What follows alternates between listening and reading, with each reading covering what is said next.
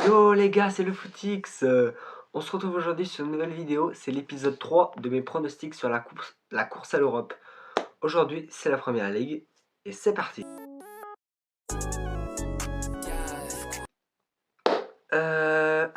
Déjà, pour vous expliquer, en première ligue, comment ça se passe? Les 5 premières places de première ligue sont qualificatives pour la Ligue des Champions. La 6e place de première ligue est qualificative pour l'Europa League. Jusqu'à là, vous me suivez. Eux, ils ont 2 coupes d'Europe, 2 coupes d'Angleterre. La FA Cup, la vraie coupe d'Angleterre, et la Carabao Cup, donc qui est un peu notre ancienne coupe de la Ligue.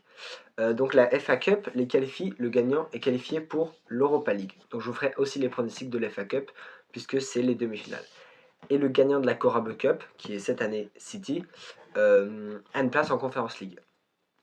Si, par exemple, City, qui est aussi en demi-finale de FA Cup, gagne la FA Cup et la Carabao Cup, la place d'Europa League sera pour le 7e et la place de Conference League sera pour le 8e. Donc je vous donnerai aussi mon 7e et mon 8e de petits pronostics comme ça, juste pour que vous soyez au courant.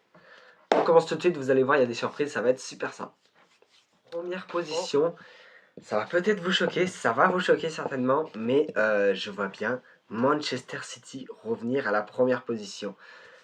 Parce que en ce moment, Manchester City c'est très en forme. Hein. Malgré l'élimination en Ligue des Champions, Manchester City qui est très en forme. Et justement, je pense que cette élimination en Ligue des Champions va leur faire du bien. Parce que ça fait moins de matchs et donc plus de repos entre les matchs de Premier League. Alors que leur concurrent direct, Arsenal, eux, jouent encore la Ligue des Champions. Ils jouent d'ailleurs ce soir leur quart de finale au moment où je tourne la vidéo. Et ils ont grande chance d'aller en demi-finale et donc de rajouter, de surcharger encore leur calendrier.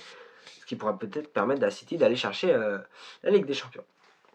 Si on regarde le calendrier qui reste à Manchester City, c'est un calendrier assez moyen qui se profile pour Manchester City. Il y a des belles équipes, mais voilà. Il y a quand même un gros match qui se joue contre Arsenal. Et je pense justement c'est ce match que Manchester City va gagner. Parce que ils sont à 6 points d'Arsenal et ils ont un match de retard. Donc ouais, voilà à mon avis, ça va être très tendu cette fin de saison.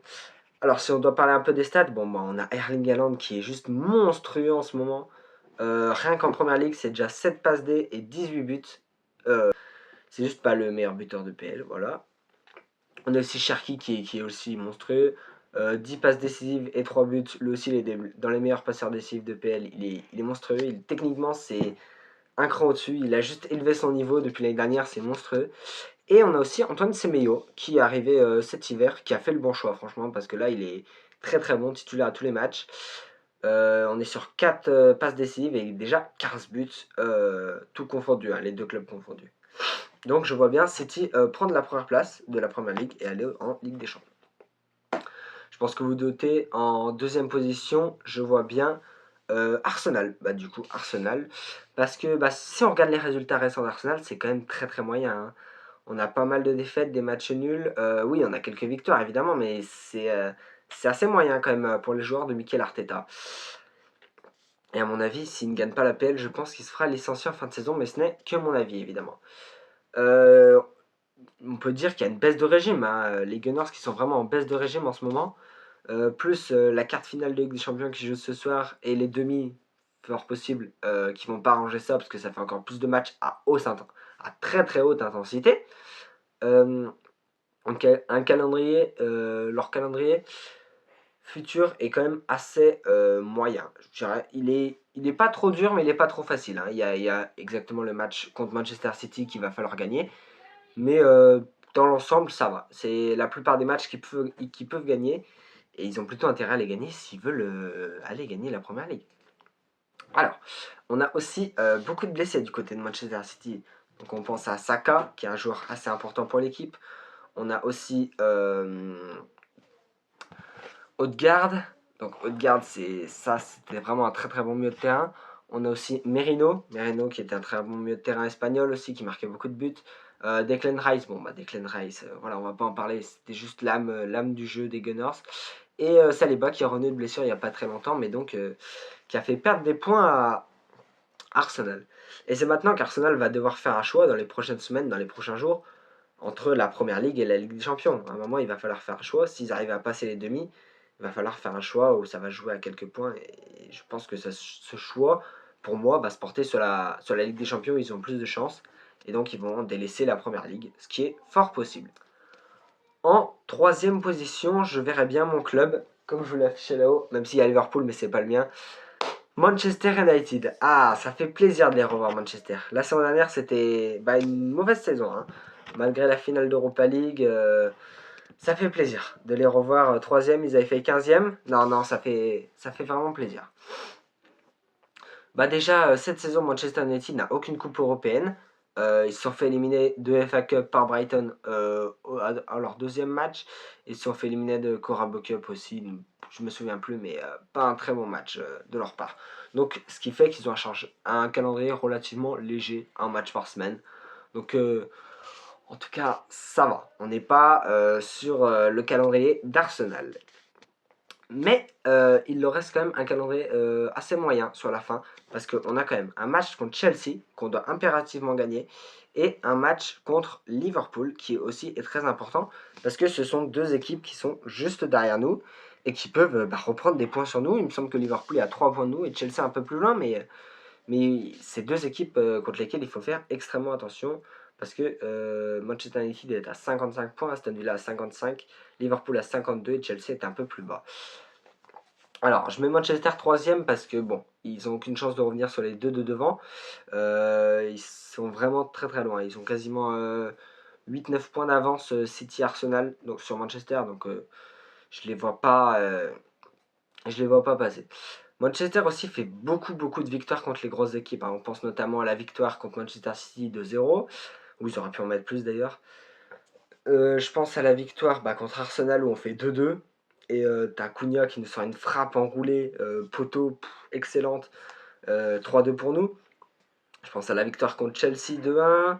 On a gagné Liverpool aussi sur une tête de Maguire. Non, on fait vraiment des bons résultats contre les grosses équipes. Une victoire 3-1 contre Aston Villa. Non, on est vraiment bien contre les grosses équipes. On a un peu plus de mal contre les petites équipes, mais bon, c'est comme ça. Même s'il y a une baisse de régime ces dernières semaines, dans l'ensemble, depuis que Carrick est arrivé, il a transformé notre jeu, il a transformé notre club. Avec Amorim, on était 7e, 8e de Première Ligue. Et là, maintenant, on est 3e, bien sûr. Amorim, il était à une moyenne de 1,5 points par match. Donc, ouais, moyen. Et alors que là, avec l'effet Carrick, si je peux me permettre, on est à 2,1 points par match. Ce qui est nettement mieux, ce qui est quasiment excellent. Ce que Manchester n'avait pas fait depuis 2016-2017, Mourinho. Donc quand même, ça fait 10 ans quasiment, 9 ans. Donc ouais. Si on peut aussi parler un peu des stats de joueurs, on a Bruno Fernandes qui est juste monstrueux cette saison. Je pense que s'il jouerait une coupe européenne, là, il pourrait prétendre au Ballon d'Or. Malheureusement, il joue pas trop de coupes. Donc c'est juste le meilleur passeur décisif de Première Ligue. Bruno Fernandes qui est à 17 passes D et 8 buts déjà. C'est excellent. Ce mec qui peut faire des passes de n'importe où. Il est trop fort. On a aussi Casemiro qui fait un peu son comeback cette saison après 2-3 saisons moyennes. Là, il est vraiment excellent cette saison. Dommage qu'il parte l'année prochaine. Il est sur 2 passes D et 8 buts. C'est très très très bien. Et ça ne fait, surtout dans les moments cruciaux, il est là. Donc non, ça fait vraiment plaisir. Et aussi Bruno Fernandes qui est statistiquement le meilleur joueur de Première Ligue actuellement, de ce que j'ai vu. Donc ça fait plaisir d'avoir un joueur comme ça à Manchester. Surtout qu'il aime le club, il compte y rester, il compte l'emmener haut. Donc pourquoi pas, hein. En quatrième position, toujours qualificatif pour la Ligue des Champions, je verrais bien Aston Villa. Alors Aston Villa qui est plutôt en forme en ce moment, avec beaucoup de victoires. Même s'ils ont un calendrier qui est quand même assez moyen, on a aussi du Chelsea, du Liverpool, il va falloir gagner, parce qu'eux aussi veulent aller prendre le podium et voler la place à Manchester. Alors, eux aussi sont capables de battre les gros, eux aussi sont capables de battre les très gros, comme City, comme Arsenal, on y pense souvent. Ils jouaient le titre en début de saison avec Arsenal, maintenant un peu moins. Ouais, je pensais qu'ils allaient le faire. Alors, eux, au contraire de Manchester, c'est qu'ils ont encore les quarts de finale d'Europa League. Et sachant qu'ils ont gagné 3-1 contre Bologne et le match est demain soir, je pense qu'ils vont aller en demi-finale et ça va surcharger un peu leur calendrier, ce qui est bien pour Manchester, je dirais, bien pour nous, mais pour eux, pas trop. Si on peut parler un peu des stats, bah on a Watkins qui est déjà une passe des 9 buts et très très bon, un des meilleurs numéro 9 de Première Ligue. Voilà, j'ai un des seuls qui peut rivaliser avec Erling Haaland. Il sait tout faire ce mec. C'est pas un 9 pur, mais il sait tout faire. Et on a aussi Morgan Rogers qui est déjà à 5 passes D et 8 buts, qui lui aussi sait tout faire. En fait, dans cette équipe, c'est juste, ils savent tout faire. Tu peux mettre un numéro 9 défenseur, il y arrive. Tu peux mettre un défenseur ailier, il y arrive. Je sais pas comment ils font, mais dans cette équipe, ils peuvent tout faire. C'est fou. Cinquième position, toujours qualificatif pour la Ligue des Champions et dernière place, je verrais bien Liverpool. Alors, Liverpool, certes, on est un peu déçu parce que quand on voit leur mercato des débuts d'année, 1 milliard d'euros quasiment dépensés, 1 milliard, je sais pas si on se rend compte, pour beaucoup de flops, les 6 premiers mois de Liverpool étaient très très durs. Ils naviguaient entre la 8e, 9e place. C'était très très très très dur. Et je me disais, mais comment ils vont faire? Comment ils vont faire? Si on peut parler des derniers résultats, c'est assez mauvais quand même. Éliminé de la Cup par City, éliminé de Champions League par le PSG. Ouais, c'est vraiment assez mauvais. Et ouais, c'est un peu décevant, sachant le mercato que t'as fait, quoi. Pour la suite du calendrier, il est quand même assez complexe parce qu'on a des gros matchs. Et ouais, vraiment, c'est très dommage. C'est vraiment dommage. Sachant qu'ils n'ont plus de Coupe d'Europe, ça peut peut-être les avantager pour aller voler la place à Aston Villa. Le premier mois était très dur. Et encore aujourd'hui, on va pas dire que c'est facile, hein, parce qu'on a Salah cette saison qui est pas un flop, mais qui est vraiment nul. Enfin, qui est mauvais, excusez-moi du terme. Qui part la saison prochaine d'ailleurs, qui était pas d'accord avec Arnaud Slot, qui a dit il y a eu des embrouilles et tout. Enfin, voilà, tout ce qu'il faut pas dans un club pour que ça aille bien. On a aussi beaucoup de blessures, hein. Alisson qui s'est blessé, on pense Alisson qui est un excellent gardien, qui aurait pu leur éviter quelques buts quand même. On a Isaac qui joue pas, qui est une grosse perte, sachant qu'on l'a acheté quasiment 145 millions. C'est vraiment une très grosse perte pour Liverpool qui veut déjà partir. Weird sur les 6 premiers mois qui a du mal à se mettre dans le rythme de l'APL, qui n'a pas marqué pendant quasiment 7 mois. Ouais, c'était. Pendant 7 mois, il n'a pas marqué. Très très dur pour lui. Et maintenant, il arrive un peu mieux. Mais quand même, on a du mal. Même s'il y a quelques points positifs, bah, on pense d'abord à Szoboszlai, juste cette saison, qui est monstrueux. Il est excellent. C'est le deuxième meilleur joueur de Première Ligue, il me semble. Il est monstrueux, il sait tout faire, les coups francs. À tous les matchs, même si Liverpool fait un match dégueulasse, nul, quand ils se sont pris 4-0 contre City, il jouait tout seul. C'est le seul à avoir une bonne note. Il est excellent. Et c'est dommage que Liverpool n'aille pas plus loin en coupe parce qu'il aura vraiment pu prétendre au Ballon d'Or. Il est excellent cette saison. Et je pense qu'on s'en rappellera. Et à mon avis, c'est le début d'une grande lancée. Parce que je pense que cet été, il va avoir des propositions. Mais à voir où il signe, à voir s'il reste. Mais il est vraiment excellent. Et cette saison, il est en train de montrer que c'est lui le patron, quoi. C'est lui le patron.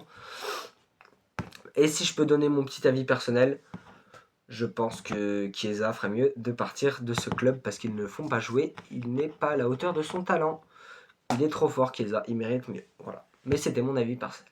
Et pour la dernière place qualificative pour l'Europa League, Chelsea. Je verrais bien Chelsea. Parce que, quand même, les résultats récents sont quand même très très mauvais de la part de Chelsea, éliminé en Ligue des Champions. Ils se font taper par City. Ouais, ils perdent aussi contre Newcastle. Les résultats récents sont plutôt mauvais pour Chelsea. Il y a un calendrier qui est assez dur quand même, hein. Ouais, il y a quelques grosses équipes à affronter, notamment Liverpool. Ouais, ça va être dur pour Chelsea. Même s'ils n'ont plus de Ligue des Champions, du coup, ça va un peu décharger leur calendrier, mais ça va être dur. Et si on peut trouver des points forts, je dirais, des bons arguments, on a Joao Pedro qui est en train juste de faire la saison de sa vie, là, qui est excellent, qui est déjà à 5 passes décisives et 14 buts, donc très très bon. Et Cole Palmer qui revient bien aussi, une passe décisive et 9 buts, donc c'est vraiment bien pour l'anglais, qui va essayer de tout faire pour jouer la Coupe du Monde. Même si quand même à Chelsea, on l'a vu lors des matchs contre le PSG, il y a des très très très gros problèmes défensifs. Il y a des gros problèmes défensifs et de stabilité aussi. Ils ont déjà fait 5 coachs en 2 ans, ouais. Il va falloir essayer de trouver un projet stable Chelsea, parce qu'acheter 50 joueurs par saison, c'est pas comme ça que ça marche le foot. Donc, comme je vous l'ai dit au début de la vidéo, ça c'était mes pronostics. N'hésitez pas à faire les vôtres en commentaire et dites-moi pour quel club anglais vous êtes. City donc a gagné la Carabao Cup.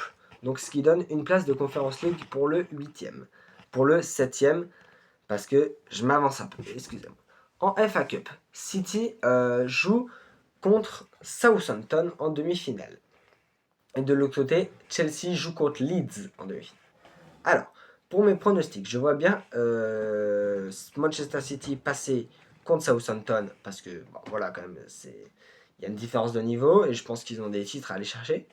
Donc Manchester City va aller en finale. Et de l'autre côté, je vois une surprise. Je vois Leeds passer dans un match assez fou, je dirais, contre Chelsea, qui a vraiment du mal en ce moment, pour un peu plus les enfoncer, si je peux me permettre. Et donc je vois bien une finale de FA Cup Manchester City Leeds, avec une victoire de Manchester City quand même, parce qu'il ne faut pas abuser. Ce qui nous ferait, du coup, que la 7ème place deviendrait pour l'Europa League. Donc en 7ème place, je mettrais Everton, avec Jack Grealish qui est en feu, même s'il est blessé en ce moment, il était très très bon, il a porté son équipe. NDI aussi, qui est très bon. Et la 8ème place deviendrait pour la Conference League. Et celle-là, je mettrais Brentford avec leur buteur Igor Thiago, qui est juste excellent. Merci à tous d'avoir regardé la vidéo, c'était le Footix. J'espère que ça vous a plu, et puis bah, on se retrouvera bientôt pour une nouvelle vidéo. N'hésitez pas à vous abonner. Ciao, ciao!